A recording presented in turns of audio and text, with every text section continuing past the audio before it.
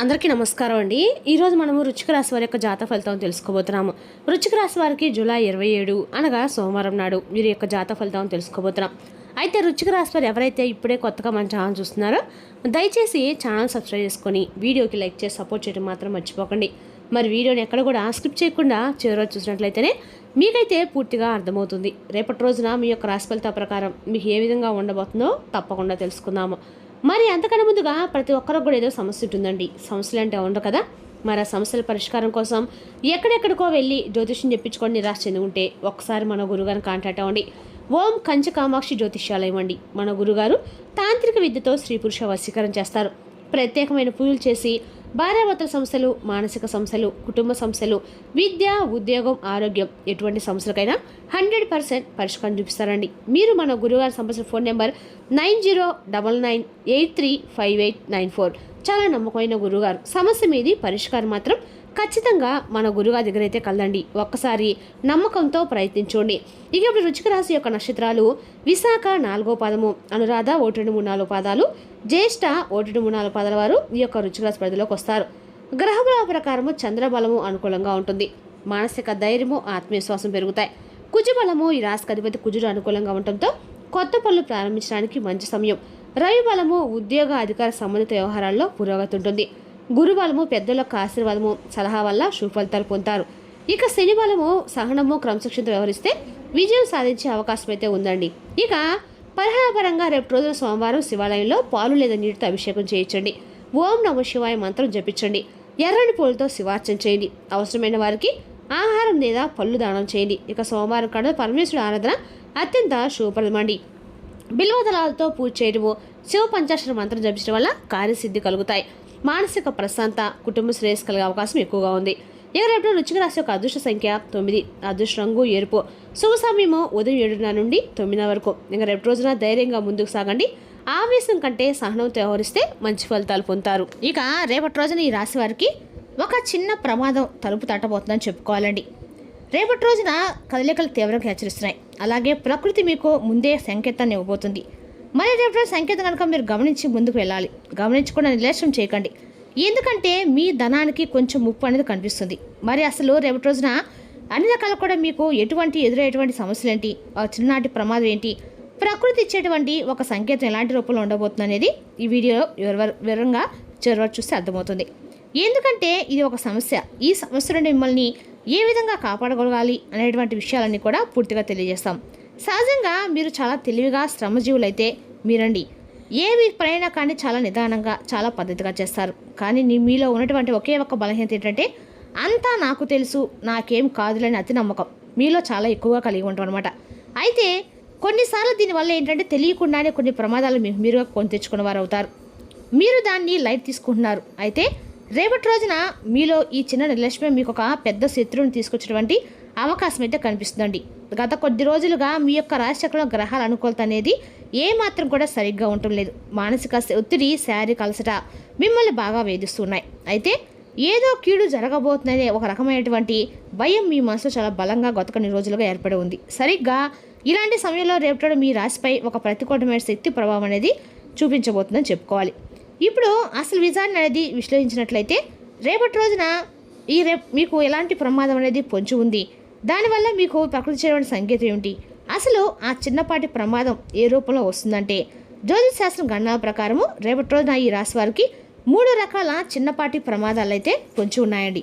ఒకటి రహదారి ప్రమాదాలు. మీరు వాహనం నడుపుతున్నప్పుడు లేదా ప్రయాణాలు ఉన్నప్పుడు కొంచెం జాగ్రత్తగా ఉండండి.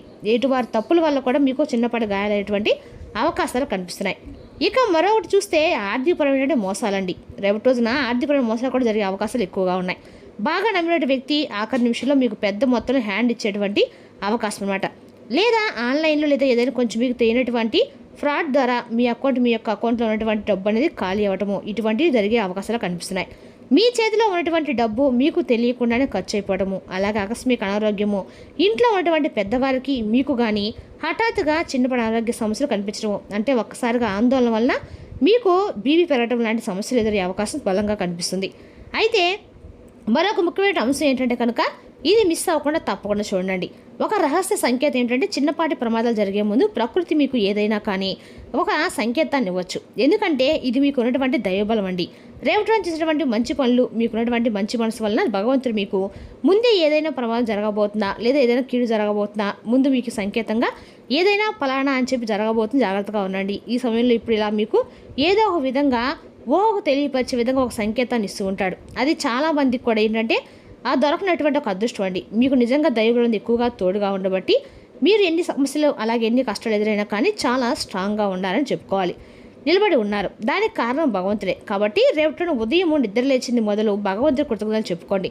ఒకటి చేతిలో ఉన్నటువంటి వస్తువులు పడిపోవటము, ఉదయాన్నే పూజ చేస్తూ ఉండగా హారతి పళ్ళను చేతిలో నుండి పడిపోవటము, లేదా ఏదైనా సరే మీకు తెలియకుండా పాలు పొంగిపోవడము, మీ మొబైల్లో ఏదైనా వాహనానికి సంబంధించి అంటే ఏదైనా పదే పదే యాక్సిడెంట్ లాంటివి వాటికి సంబంధించినటువంటి విషయాలు మీకు రావటము, నెగిటివ్ సిగ్నల్ అనేది మీ మనసుకు రావటము, మిమ్మల్ని బయటికి వెళ్ళవద్దు అంటూ మీ యొక్క మనసు హెచ్చరించడము, ఇటువంటివి అనమాట. మరొకటి ఏంటంటే పెంపుడు జంతువులు వింత ప్రవర్తన, అంటే మన ఇంట్లో ఉన్నటువంటి కుక్కలు పిల్లులు కారణం లేకుండా పదే పనిగా అరుస్తూ మనల్ని బయటకు వెళ్లకుండా అడ్డుకునేటువంటి ప్రయత్నాలు చేస్తున్నా కొంచెం జాగ్రత్తగా గమనించుకోండి. ఇక మరి కొంతమందికి ఎడమ కన్ను అదరటము, పురుషులకైతే ఎడమ కన్ను, స్త్రీలకైతే కుడి కన్ను పదే పదే అదరటము రాబోతున్నటువంటి సూచనలండి. ఇవి చిన్నపాటి ప్రమాదాలకు ఒక సూచన లాంటివి అని గమనించుకోండి.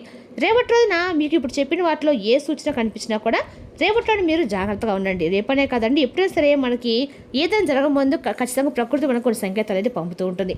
అలాంటి సంకేతాలు మాత్రం నిర్లక్ష్యం చేయకండి. అలాగే ఏదైనా ముఖ్యమైనటువంటి పని అయినా కావచ్చండి, ఆ పనిని కాసేపు పక్కన పెట్టండి. ప్రయాణాన్ని కాసేపు వాయిదా వేసుకుంటే ప్రయత్నమైన వెయిట్ చేయండి. ఒక అరగంట సేపు అయినా నాకు ఏం కాదని ముందు అడుగు వేస్తే నోటికి పూర్తిగా తాళం వేసేసి నాకేం కాదు అనేటువంటి ఒక విషయాన్ని అతిగా ఏది కూడా ఎక్కువగా నేను చేయగలను, నేను చేస్తా అని చెప్పి దీన్ని మీరు ఎక్కువ కూడా ఏం వల్ల కాదని చెప్పి అతిగా ఏది కూడా ఆలోచించడము, అతిగా నాకంటే కూడా ఎవరు కూడా ఏం కాని చెప్పి అతిగా ఏది కూడా ఆలోచించుకోవడం గొప్ప కాదనే కాదండి. ఈ విధంగా ఆలోచన సరికాదు. కాబట్టి కొంచెం జాగ్రత్తగా పెద్దవాళ్ళ ఆశీర్వచనం తీసుకొని అలాగే భగవంతుని యొక్క ఆశీర్వచనం తీసుకొని ముందుకు వెళ్ళడం మంచిది. ఇక రేపటి రోజున రాహు శనిదేవుని యొక్క అశుభ దృష్టి కూడా మీపై ఎక్కువగా కనిపిస్తుంది. అలాగే చంద్రుడి స్థానంలో పడిపోతుంది. జ్యోతిష్ శాస్త్రంలో దీన్ని గ్రహపీడ అని కూడా అంటారు. మరి ఈ సమయంలో మీ యొక్క విచక్షణ జ్ఞానము సరిగ్గా పనిచేయదు. తప్పుడు నిర్ణయాలు తీసుకునే అవకాశాలు మిమ్మల్ని ప్రేరేపించేటువంటి అవకాశం బలంగా కనిపిస్తుంది. కాబట్టి రేపటి రోజు మీరు సుఖస్థానం, వాహన స్థానంలో అలాగే 8వ స్థానంలో ఇల్లు అయినటువంటి గండస్థానం రెండూ కూడా కొంచెం బలహీనంగా కనిపిస్తున్నాయి. కాబట్టి అందువల్ల వాహనం నడిపేటప్పుడు కొంచెం జాగ్రత్తగా, వేగంగా కాకుండా జాగ్రత్తగా నెమ్మదిగా వెళ్ళడానికి ప్రయత్నించండి. అలాగే మీరు అప్రమత్తంగా ఉండండి. మీ ప్రాణాలని, డబ్బుని జాగ్రత్తగా చూసుకొని రక్షించుకోండి. నిర్లక్ష్యం చేయకండి. మీ యొక్క అహంకారాన్ని ప్రదర్శించకండి. అలాగే ప్రయాణాల్లో అతివేగం కాకుండా రేపటి వాహనం నడిపేటప్పుడు కొంచెం జాగ్రత్తగా ఉండండి. అలాగే మొబైల్ చూసుకోవడాలు, అలాగే మొబైల్ మాట్లాడే ఇటువంటివి కూడా చేయకండి. అలాగే రేపటి బయటకు వెళ్లే ముందు ఒక గ్లాస్ నీరు తాగి మనసులో ఓం నమః శివాయ అని 11 సార్లు చెప్పుకొని బయటికి వెళ్ళడం అయితే మంచిదండి. అలాగే రేపటి భగవంతుడు మీకు బాగా నచ్చినటువంటి ఇష్టదైవ ఆరాధన కూడా చేసుకోండి. ఇక రేపటి రోజున మీ పర్సులో కానీ జోబులో కానీ హనుమాన్ చాలీసా బుక్ ఉంటుంది కదండి, ఆ బుక్ చిన్నది ఒక పేపర్ అని రాసుకొని పెట్టుకోండి. దానివల్ల సర్వ విఘ్నాలు తొలగిపోతాయండి. పెట్టుకోవడం అంటే కేవలం ఉంచుకుని కాదండి, చదివే ప్రయత్నం కూడా చేయండి, ఇంకా మంచిది. ఇక రేపటి రోజు ఏ ప్రమాదం అనేది కూడా ఏ మనిషి ఎప్పుడు కూడా చెప్పిరాదండి. కాబట్టి ప్రకృతి కొన్ని సంకేతాలను పదే పదే మనకు ఇస్తూ ఉంటుందండి. అత్యంత అప్రమత్తంగా ఉండవలసిన రోజులు అని చెప్పి ఇవి కాబట్టి సంకేతాలు పూర్తిగా గమనించుకోండి. మరి రేపటి రోజు చెప్పాలంటే కనుక మీకు ఆర్థిక పరంగా కూడా రేపటి కొంచెం ఎక్కువగానే సమస్యల్లోనే మీరు ఎదుర్కొపోయేటువంటి అవకాశాలు అయితే కనిపిస్తున్నాయి. కాబట్టి డబ్బు పరంగా చాలా జాగ్రత్తగా ఉండండి. కొన్ని సమస్యల నుండి ఏ రోజు మాత్రం మీరు బయటపడాల్సినటువంటి సిచ్యువేషన్స్ కనిపిస్తున్నాయి. కాబట్టి మీరు జాగ్రత్తగా ఉండాలి. ముందుగా తపంతో కాకుండా ఆలోచనతో ఏదైనా కానీ పనిచేయడానికైతే మీరు ప్రయత్నించండి. సిద్ధాస్తులుగా ఉన్నటువంటి మీరు తెలివితో ఏ పనైనా కానీ ఎంచుకోండి. అంతేకాదండి, ఇంకా చెప్పాలంటే కనుక రేపటి మీ జీవితంలో ఒక ముఖ్యమైనటువంటి ఒక సమాచారం అనేది కూడా మీకు రేపటి రోజున రాబోతుందని చెప్పుకోవాలి. ఫోన్ కాల్ ద్వారా కావచ్చు, లేదంటే ఎవరైనా వ్యక్తి ద్వారా కావచ్చు, మీకు అందుతుందండి ఆ వార్త అనేది. మీకు తెలిసి మీ ఇంట్లో చాలా రోజుల నుండి ఏదైనా గొడవలు జరిగి ఆ గొడవలు రేపటి రోజున మీకు బయటకు పడక చాలా అలసటతో కుటుంబాల కలహాలు ఎక్కువగా మీరు విసిగిపోయినట్లయితే కనుక రేపటి మీకు కుటుంబంలో కూడా మంచి పూర్తి సరళమైనటువంటి వాతావరణాన్ని అయితే చూస్తారు. రేపటి రోజున మీకు సాయంత్రానికి మీ కుటుంబ సభ్యులతో కొంచెం ఎక్కువగా ఆనందంగా సమయాన్ని అయితే గడపబోతున్నారని చెప్పుకోవాలండి. అదేవిధంగా రేపటి ఈ రాశి వారికి కొన్ని ముఖ్యమైన సమస్యలు కూడా మీకు కలుగుతాయని చెప్పుకోవాలి. రేపటి మీరు చేసే ఏ పనైనా కానీ కొంచెం ఆలోచన చేయండి. అది మీ యొక్క ఫ్యూచర్కి మంచి లాభం కలిగేటువంటి సమాచారం కూడా ఉంటుందండి. అలాగే ఒక హెచ్చరికతో కూడినటువంటి సమాచారం కూడా కావచ్చు. అది ఎవరో ఒక వ్యక్తి ద్వారా కావచ్చు, ఒక ఫోన్ కాల్ రూపంలో కావచ్చు, మీకు కలగవచ్చు. ఇక మీ ఇంటి కులదేవతను మధ్యలో విడిచిపెట్టిన వారు తప్పకుండా ఒకసారి గుర్తు చేసుకోండి.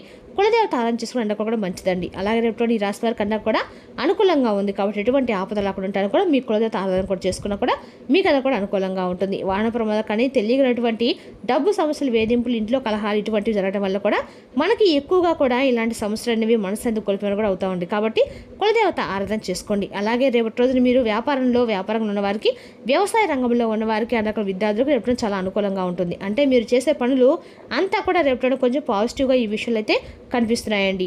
కొన్ని విషయాలు మాత్రం జాగ్రత్తగా ఉండండి. చిన్న చిన్న మాటల్ని పెద్దగా అనుకోకుండా జాగ్రత్తగా ఉండండి. అప్పులు లేదా ఆర్థిక ఒత్తిడి ఉన్న వారికి ఒక మంచి చక్కటి పరిష్కారం, అనవసరమైనటువంటి ఖర్చులకు తగ్గించుకోవడం చాలా మంచిది. ఇక రేపు రోజున ఆవేశం కంటే సహనంతో వ్యవహరిస్తే మంచి ఫలితాలు పొందుతారు. శివుని స్మరణతో రోజును ప్రారంభిస్తే ఉద్యోగం, వ్యాపారం, ఆర్థిక విషయాలు, కుటుంబ జీవితంలో సుఫలిత కలిగే అవకాశం అయితే మెరుగ్గా ఉంది. మరి తీసుకోకండి వృశ్చిక రాశి వారి యొక్క జాతక ఫలితాలు. తిరిగి రేపు మరి వీటితో మళ్ళీ కలుసుకుందాం. Thank you for watching.